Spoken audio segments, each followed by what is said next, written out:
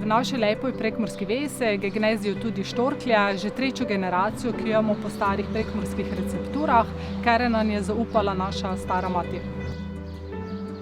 Poleg tradicionalnih jedi, gulaža, bograča, šunke, domačega rženega krija, pri nas ponujamo tudi hišne burgere, ki so pripravljeni z lepinjo iz krušne peči in pa z zelenjavo z domačega vrta.